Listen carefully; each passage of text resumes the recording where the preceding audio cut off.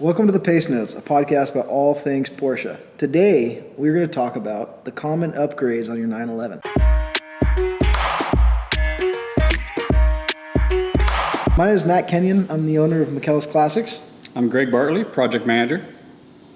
Today, we're going to talk about common upgrades on your 911. We will start out with suspension.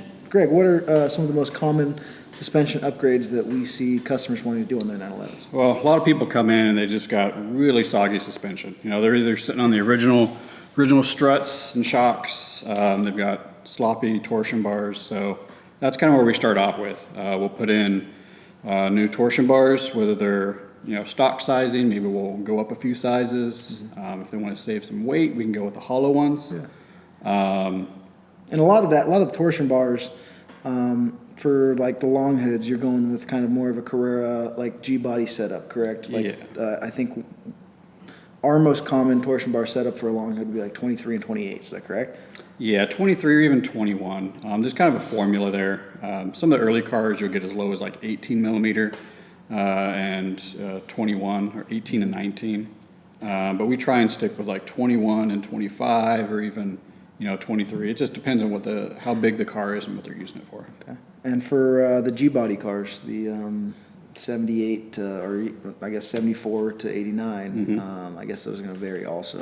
Yeah, we really try and dial them in based on the usage and what how the person drives and what they're looking for. Yeah. Some people want a soft drive, right? Yeah, I mean, if you're going with the stock suspension on your car, then yeah, you just kind of want it to be stock, but you kind of want it to be soft, but somewhat firm, so you can still take turns and all that kind of stuff. Right. Now, who do we usually source our torsion bars and all that kind of stuff from? Depends if we're going hollow or if we're going solid. We get a lot of Elephant Racing products. Yep. Tarot. I don't think they have. No, they source elsewhere, but we get like Sway Away. And then another common upgrade for suspension would be sway bars, anti-sway bars, whatever. Right. And that's, I think we usually go Tarot or Elephant Racing on those, right? Yeah, and it depends on the style of the car, right? You've got they've got RSR style, so it looks more vintage. Some of the newer stuff is kind of red and gold anodized, and one of the older sway bars that people usually get would be the Weltmeister. We see that a lot. That was very common. Yeah, even a lot of stock cars, they'll have the Weltmeister sway bars, which really helps. I mean, it makes a big difference on these cars when you're turning. It helps for a sharper turn. Yeah. And it definitely makes a huge difference in the way the car performs. Well, they're even use some of the stock sway bars from like SCs and Carreras and put them on the earlier cars on the F bodies. Yeah, totally. So next. What else do you have for suspension that we do? Well, I'm leaving shocks for the end. We'll get like adjustable spring plates. So not a big thing, but it helps when you're trying to get like micro adjustments in how the car sits without having to re-index the torsion bars. So normally you'd have to take the torsion bar out. It's a bunch of splines. You have to change it, put it back on. And so this allows you to get a little bit of movement there. And that's the 935 spring plates, right? It's kind of a two-piece. You saw these on the Carreras and later. It was kind of a two-piece spring plate with a bolt, so then they can make a lot of people come in, they want to have their car sitting like a Euro spec. Yeah. And so without having to re-index the torsion bars, we can make that adjustment and get to sit a little lower. Okay, cool. So lastly, what most people think of when they think of suspension is shocks. Yep. And what are the most common shocks that we like to use here? Bilstein HDs are usually our go-to. Bilstein HDs, Bilstein Sports. For the money, they're just a great upgrade. And a lot of the cars actually came with them too. Yeah. Coney Sports are great. It's a different style valving, but you're able to adjust the dampening a little bit. So they're a nice choice. Yeah. No, without having to go, the next step, Bilstein HDs and Coney Sports are probably the way to go. You see a lot of these cars come in here with like the sacks, and you wonder why the car's kind of sagging a little more. Just riding on bump stops. Yeah, so it's definitely a big improvement to go with Coney's or Bilstein HDs. If you want to go full tilt, you can go 935 setup. I know we've talked about it several times. A lot of our cars have them, coilovers. KW is one of our favorites. KW actually makes a non-coilover shock too for the G bodies and G-body cars. adaptable for F bodies.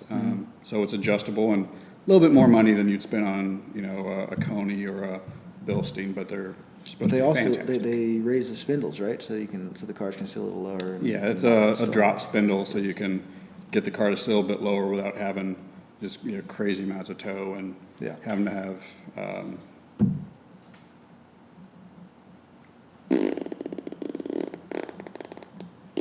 bump steer kit. Bump steer kit. Next, when people want to upgrade, another common upgrade that people want to do is for the transmission. Probably the easiest thing to do for your transmission to make a pretty big difference is a short shift kit. Yep. One of the ones that you most commonly hear about is the Wevo, right? Right. Yeah, Wevo's super common. It's a great short shift kit. I mean, Yeah. it feels good, it's not too pricey, Right. but it makes a big difference. Mm-hmm. So that also with the transmission, the limited slip differential, Yeah. and brands for that. I mean, the one that just goes off head is the guard. Right. We always try to go guard. We've done, and it depends on what type of LSD you want as well. I mean, you've got Quaifs and Wave Tracks we've used in the past, but guards just. It's been just a rock solid LSD for us. Oh yeah. He just makes he makes great gears also. So I mean that's another upgrade you can do for your cars is short ratio gears. It's a little more pricey, but it definitely changes the way the car drives. Right. Can definitely help performance wise, and then also changing from a 901 transmission to like a 915 or a G50. Yeah. But then you're getting into the real custom. Yeah, it gets to be. That's usually when you're doing an engine swap and you're putting in like a 3-liter or something into an earlier car, and you've got a 901. You'll bump up to a 915, get a little bit more juice out of it, handles a little more power. The 901, the 901 to the 915 is the most common, Yeah. mainly because it can take a little more power. Right. They're a little stronger. But usually when you change out the 901 to a 915, you have to make adjustments to the rear seats, right? Where the tunnel is. Yeah, you got to pound out It's a that tunnel a bulkier, bit to be able right. to get that gearbox to fit in. 915s. I mean, we've thrown 3.6s, and I've even seen 3.8s running on 915s, and they don't It's a pretty skip a tough beat. gearbox. Yeah. G50s. I mean, they're the coveted gearbox, and people love them. But they get so expensive to rebuild. I prefer the 915s, and I actually really like the 901s. I really like Yeah. the dog leg. And with those, you can always get stronger gears or what are they? Strengthened gear? Yeah, you can get Guard's got a lot of nice strengthened gears that go into the 901 gearbox. It's just a classic gearbox. It's funny. It's funky. It kind of goes along with the earlier cars. Yeah, it's a throwback and nod to 60s and 70s racing because they didn't Yeah. need first. So reverse and first, for those not familiar with the dog leg. You got your detent over to reverse and then first, and then it kicks over to second, third, fourth, and fifth. And once you're out of first, you're running hours and never going into first. So Yeah, and that the Wevo short shift kit for the 901 actually feels really nice too. We Yeah. put it in a 912 the other day, and we drove that around. It was a lot of fun. it's great. It makes a big difference, and it makes it a lot tighter. Yeah. That is one of the big things with the 901 transmission that they just get super sloppy. Right. And sometimes it's impossible to drive the car. well, and it gets a little sketchy too when you're going from first into second. And if you're riding that detent, you're afraid you're going to drop into reverse. So Yeah. you get some of these newer shifters, Wevos, Ren Shift has got a whole assembly where that lockout is what's going to protect you. And so on a 901 that would be first into second, trying to avoid reverse, and then on a 915 that would be fifth, trying not to get into reverse. So Well, let's move on, and I think when most people think performance, they're thinking engine, right? Right. And so we wanted to go over, I mean, there's so many things you can do with engines, engine swaps, engine rebuilds, all that kind of stuff. We kind of want to stick on, we'll talk about a few builds, but sure. probably common upgrades that aren't as expensive as doing a full Right. rebuild.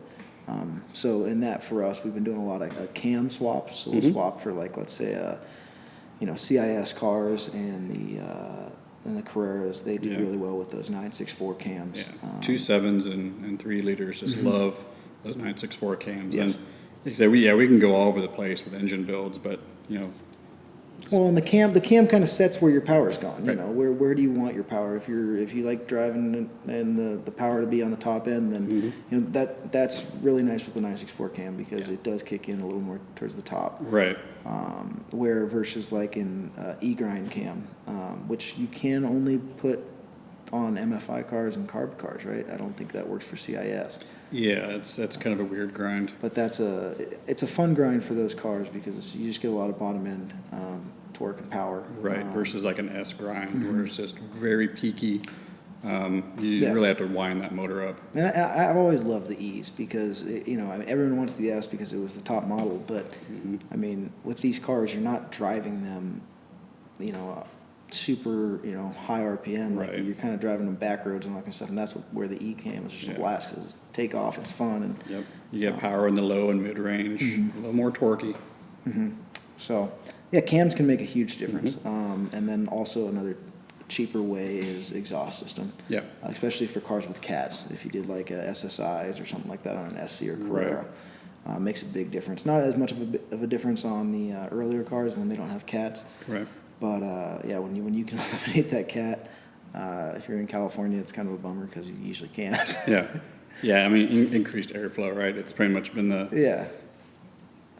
the process for most cars. And then the other, and I would say for exhaust, the most common that everyone knows would be the SSIs. Yeah.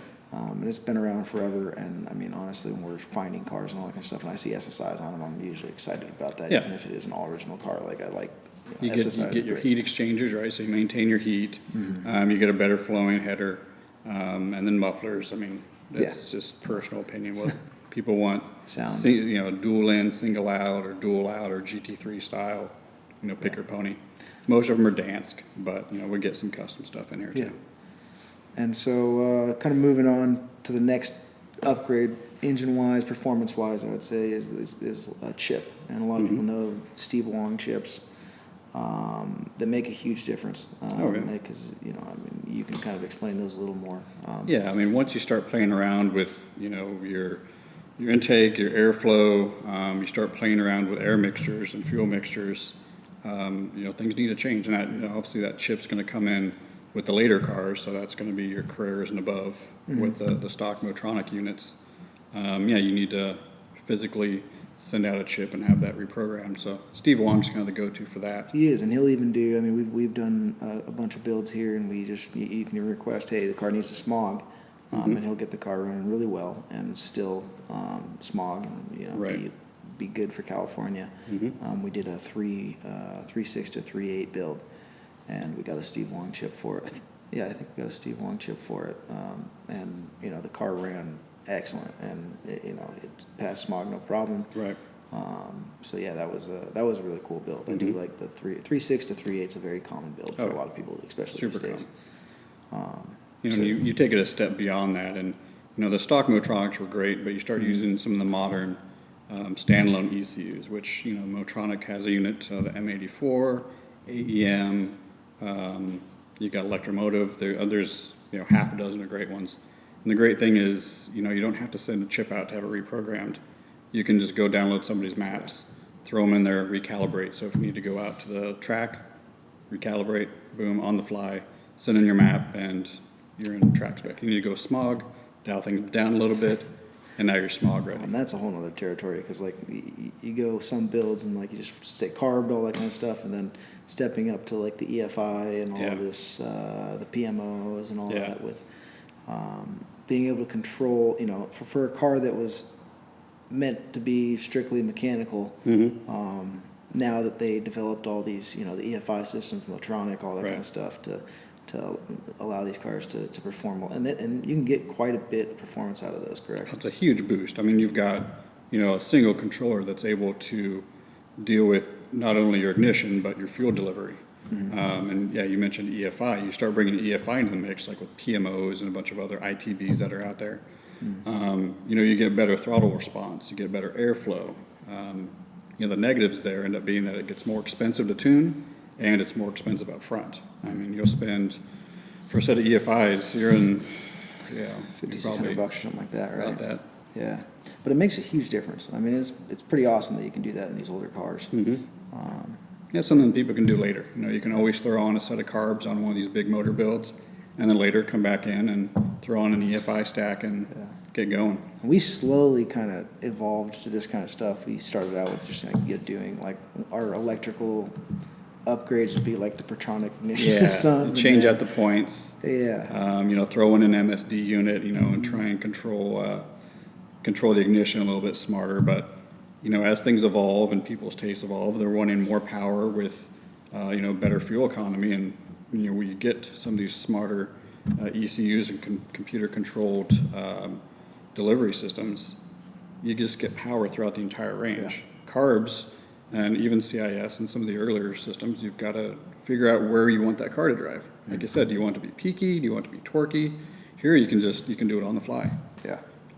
It's pretty cool. Slick. I mean, because even a couple. I mean, and all this has been out for a while now, but it's getting to the point where it's a lot more popular now. Right.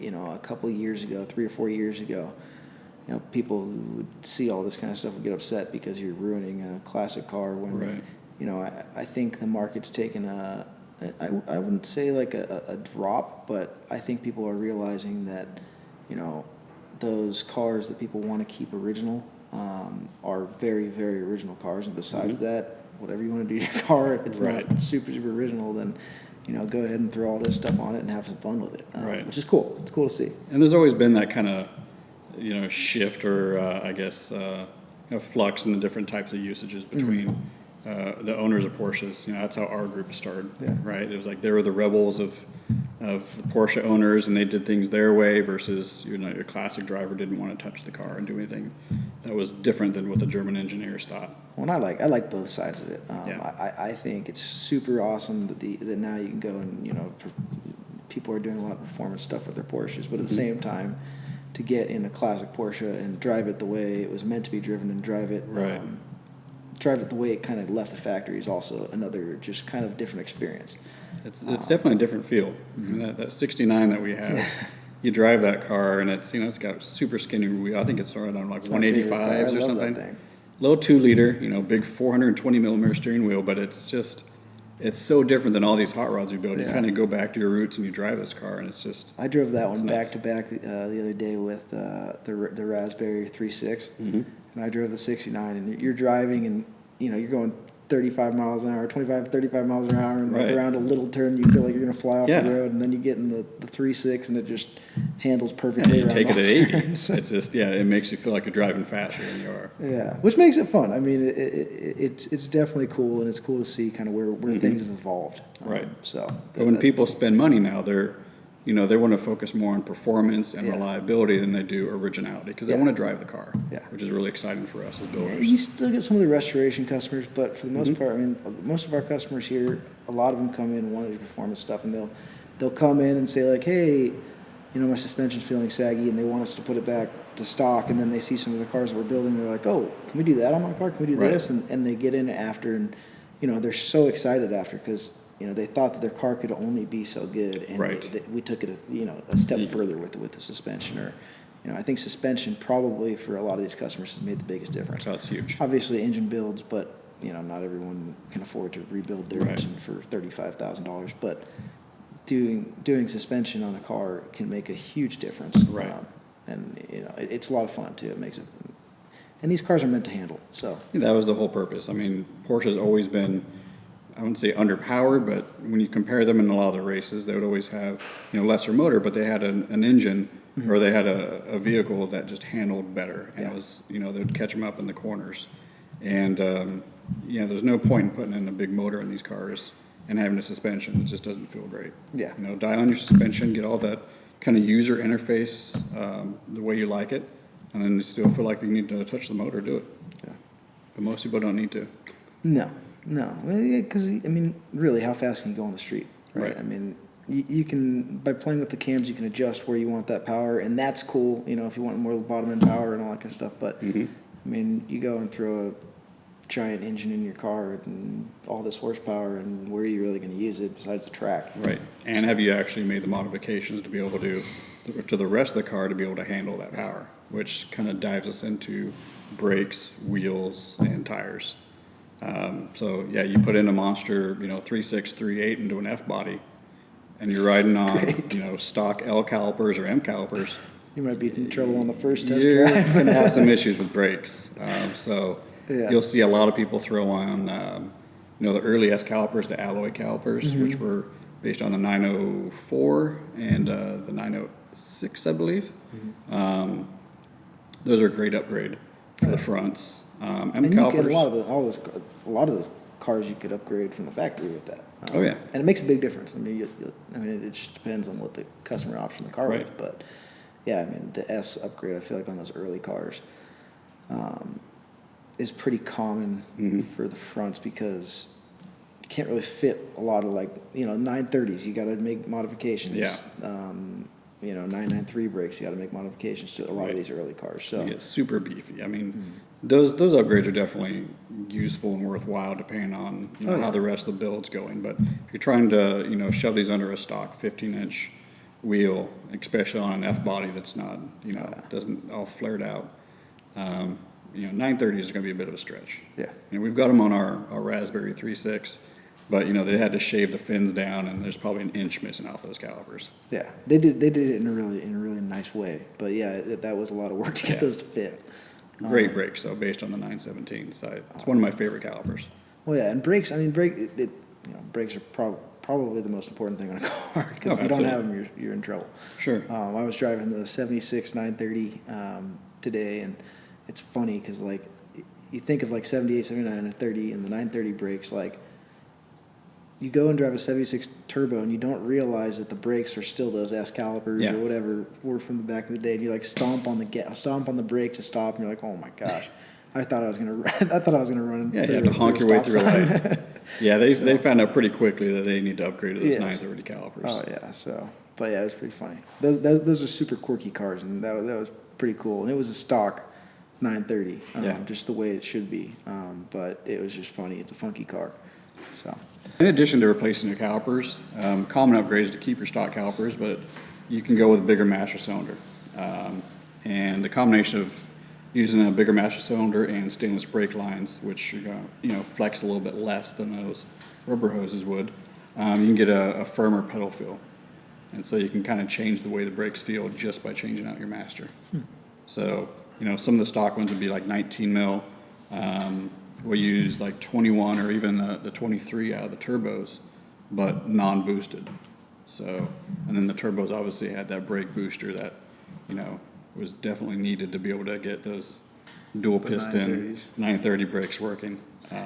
Yeah, I've noticed on the when I first drove the Raspberry, the one thing I thought needed to be done was the brakes because it just felt so stiff. Because I hadn't driven a long hood car with 930 brakes on it before. Right. Or 930 brakes that are unboosted. Yeah. It takes a lot to get those pistons moving. So with larger brakes, it comes bigger wheels usually. Yeah.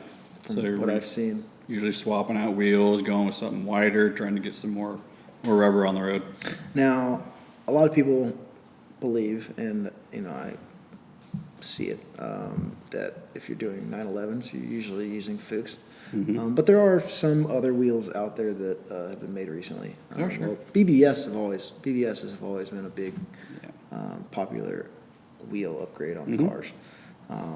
But now you're starting to see 1552 with the Outlaw wheels, which are pretty awesome wheels. They look great, and they still look like they fit the car pretty well. And there's always been mini lights and Campagnolas and things like that. But they kind of come in the ebb and flow of when manufacturers come out. The current hots are 1552 and HRE. Yeah.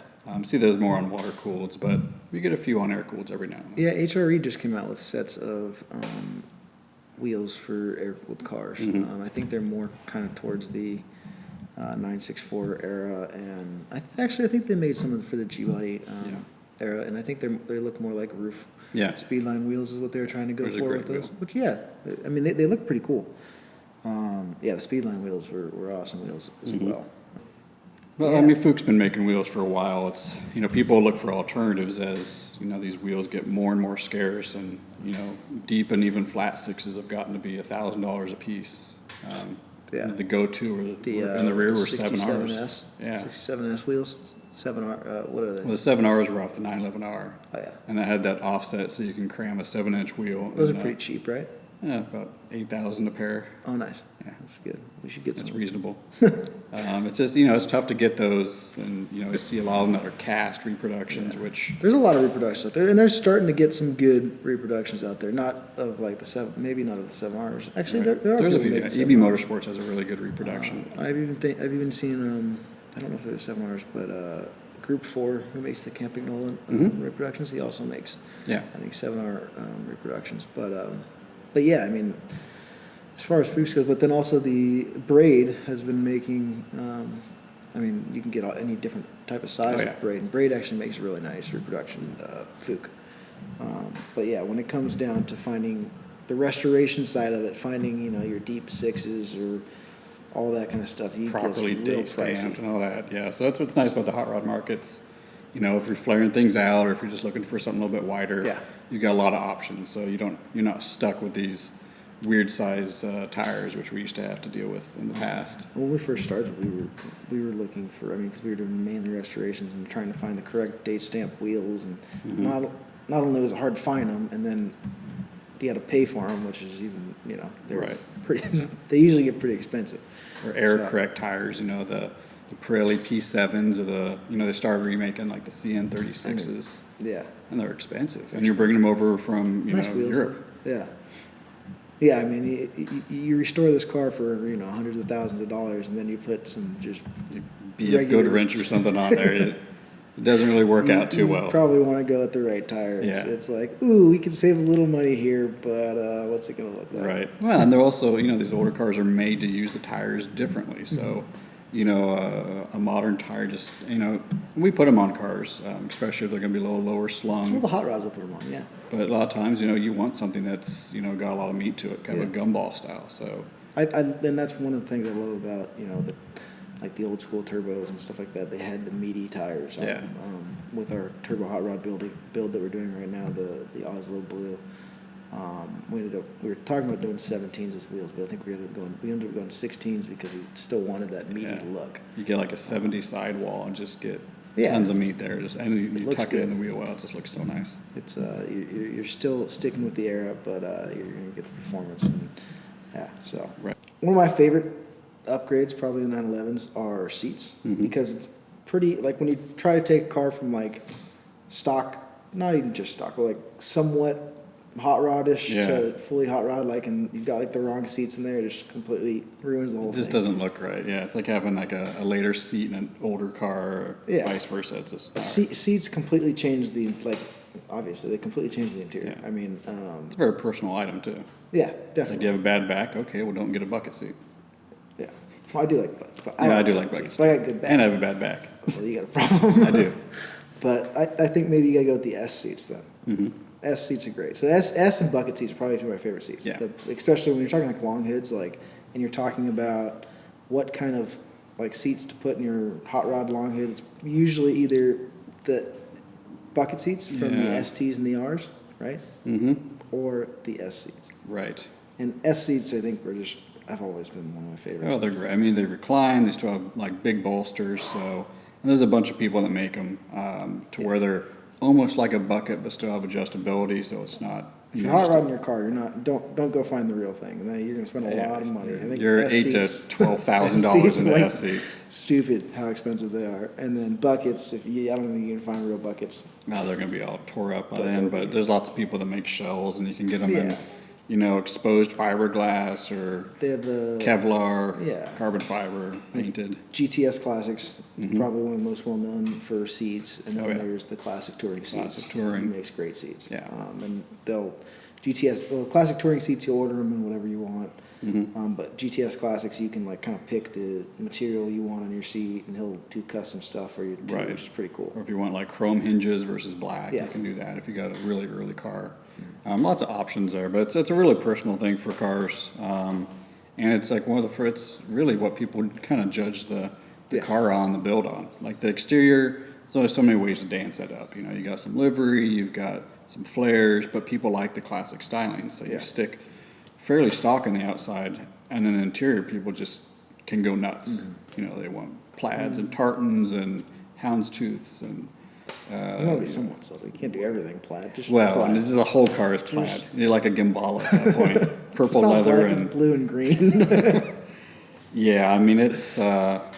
There's a lot of options there interior wise, but yeah. seats. The seats. I think interior upgrades. You're looking at usually seats like RS style door panels for the early cars, RSA style door panels if you're looking for like the Carreras, SCs, Right. 964s, and then like probably a rear seat delete is the other like kind of Yeah, it's kind of the go-to because you're not going to put anything or anybody back and then there radio, anyways. probably classic Porsche radio or Yeah, I mean you got the Porsche Classic radio, which is like $1,200, little tiny GPS screen. You know, retro sounds. We put in a few of those, retro which sounds significantly you know, cheaper, and yeah. but it actually it works pretty well. I mean, you get It's- Bluetooth, you can get Sirius XM. Yeah. You get For a fraction. iPhone, iPod support. So, you know, it's like $400. And for the early cars that don't actually have a full DIN cutout, they just have, you know, the two holes in the centerpiece. It actually works really well. yeah. Fit and finish, you know, there's a lot more plastic than you'd care to have. Yeah, the classic. I don't think the classic Porsche radios look that great in the early cars because they're made for the G-body 964 style cars because it literally you put it in there and it looks stock. Yeah. Where you put it in the older cars and it looks too newish. It's so not fitting for retro it. sounds a good Yeah. a good one for those. And you can even do like stealth installs for those too, where you don't even have a head unit. You've just got a box sitting under your seat, and you can have like some hidden controls in the ashtray or something. So lots of clever ways to do that. And then one of the other things I forgot about interior upgrades is steering wheels. Yeah. And I think most people go with Momo. Everyone always throws in a 380 mil Prototipo. Even Singer's throwing those things in. Prototype, I think the Prototype with the 350. I don't Yeah, think they got lots of. They got They 380s. didn't make it in 380? Really? They do. I need to get those because I don't Look it like up. Prototypos because 350 is too small. 350 is tiny. It's like having like a chain steering wheel. Well, you can get the old school like RS steering wheels from all over the place. Yeah. You can make RS your own. prototypes. Don't get the real one because it's No, again very a little expensive. expensive. But You take a yeah, 914 steering wheel and wrap it. wrap So there you it. go. You have to do slight adjustments on the cancellation ring so it will adapt to a Porsche steering column and not a VW. Yeah. But it's a good steering wheel. Those are, and then it looks correct in there too. I think I like that the best is the Yeah. 914 because I think that's 380, isn't it? It's 380, so it feels good. You can double wrap it so you make it thicker, Right. and then it looks correct in the earlier Yeah. cars. And then I guess if you're going with the G-body car, the Momo Prototype is probably what everyone Yeah. does. But yeah, You start going Carrera and above, you can get some of the Porsche design wheels or even the roof wheels look nice. Yeah, But, you know, Prototipo's always kind of been the go-to. Same with, you know, you go into, you know, think of like human interface, you know, your seat, steering wheel, shift assembly, you know, everyone wants to shift up, put in a shift knob, 917 style Yeah. balsa. which everyone makes now. yeah. You just, I mean, I see those all over Instagram, Yeah. just different people popping up making those things. Oh, yeah. So And we use the one from the guy that makes them out of skate decks and yeah. all sorts of cool layers, and it's kind of a parfait of color. What's his name? It's like he's just like a one man guy. And I know he's over in Europe. yeah, but anyways, now that we went way off on interior, next headlights. So as far as upgrades go, probably the most common you'll see that's been around forever is the H4s. Yeah. I mean, the U.S. Always had the sugar scoops type, the one that people don't usually like. They just weren't very effective. You know, they're sealed beam. It's like due holding to a little candle in front of your car Yeah. and hoping you can see. that was to meet U.S. regulations, but the H4s, even in a concourse setting, Yeah. a lot of places won't even deduct points because it's just There's a reasonable upgrade. There's some upgrades you can do to your car, and it's just like, okay, that makes sense. It's a Like go-to, yeah. The H4s, SSI exhaust, like that kind Right. of stuff. This makes sense. Yeah. And then now you have like 911 headlights. But 911 headlights is probably the most well-known. Yeah, a lot of halogen used. LED upgrades out there. Yeah. 911's our go-to. He's It's one nice of our, because you just get it's just a one. You know, it's just the whole assembly. You get it and you install it. it's and plug and play. Works great. Has a dehumidifier built into it, really easy to adjust. I mean, things look great just coming out of the box. I mean, Oh, yeah, it's a even piece before of you art. install them in the car. Yeah. So, and then there's other people that do it. I don't know. They're all John Dead or something like Yeah, that. that's got a set. A lot of those are like modified H4s or Well, a lot of them are using the light setups out of Jeeps, because there's, you got fitment constraints. So they're using it's kind of this quad light setup, which, I don't know, just the thought of putting Jeep parts on my Porsche doesn't feel great. I like the 911 headlights. Yeah. Lee's a good guy. Yeah. And he makes, you can tell everything he does is quality. He knows his stuff. But yeah, so headlights, that's kind of your range there with what you can do. There's only so many things you can talk about with headlights. And that pretty much covers at least the highlights of the main upgrades that we get in here. Yeah, these are definitely the most common upgrades. I mean, it's a lot, but most common, and I would say, I'm gonna go to sleep. Okay. Yeah, so that basically covers most of the upgrades that we see in our shop. We have more that are just kind of, there's just There's a lot small like little builds bits. and I stuff mean, like that. But this is the smaller things that people can do to their cars. Right. You have little bolt-ons and things and little red line bits or Yeah. change out some bushings for something, some different materials. But that's besides kind of the bulk of the most popular things that people come in for. Yes. Thanks for watching. Dang it, Craig. I was really confident in that one. No, you're super confident. Do it. Thanks for watching the Pacenotes, a podcast about all things Porsche. If you're interested in anything we talked about today, have been wanting to do any upgrades to your Porsche, please follow us. Click the link below. Feel free to give us a call. Yeah, hope you enjoyed it.